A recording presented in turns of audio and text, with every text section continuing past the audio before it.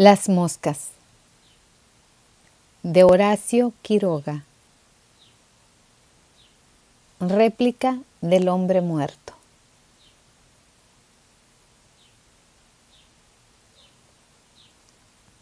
Al rozar el monte, los hombres tumbaron el año anterior este árbol, cuyo tronco yace en toda su extensión, aplastado contra el suelo, mientras sus compañeros han perdido gran parte de la corteza en el incendio del rozado. Aquel conserva la suya casi intacta.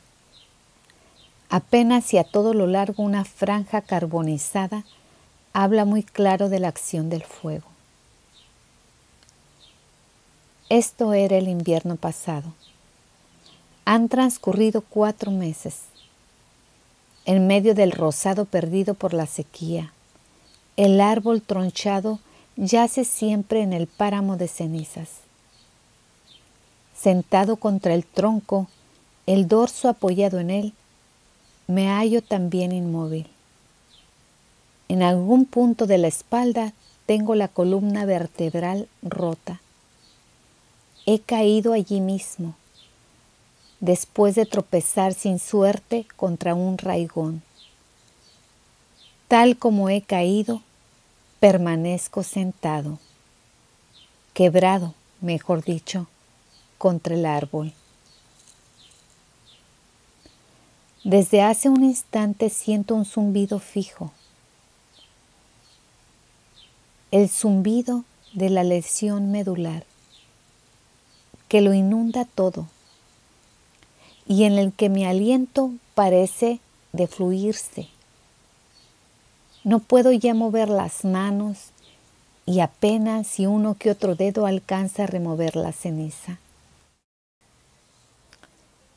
Clarísima y capital, adquiero desde este instante mismo la certidumbre de que a ras del suelo mi vida está aguardando la instantaneidad de unos segundos para extinguirse de una vez. Esta es la verdad. Como ella, jamás se ha presentado a mi mente una más rotunda.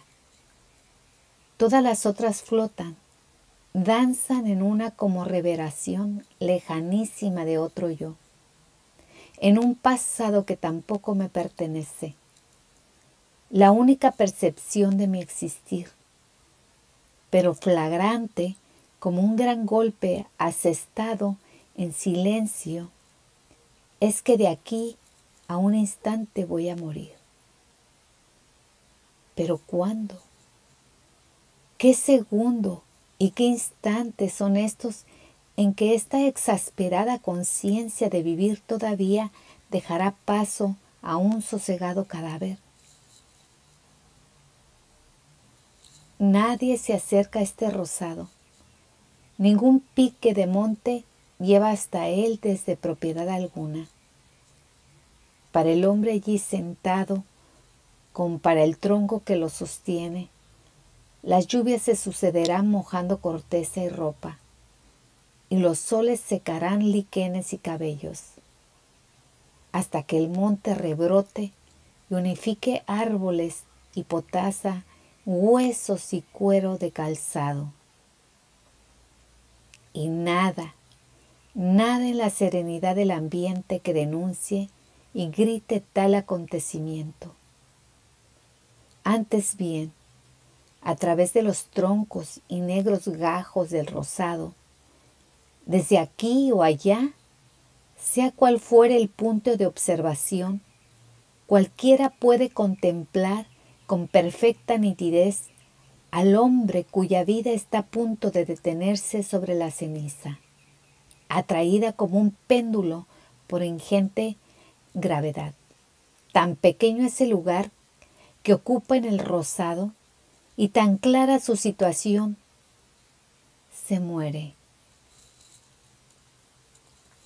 Esta es la verdad, más para la oscura animalidad resistente, para el latir y el alentar amenazados de muerte. ¿Qué vale ella ante la bárbara inquietud del instante preciso en que este resistir de la vida y esta tremenda tortura psicológica estallarán como un cohete, dejando por todo residuo un exhombre con el rostro fijo para siempre adelante. El zumbido aumenta cada vez más.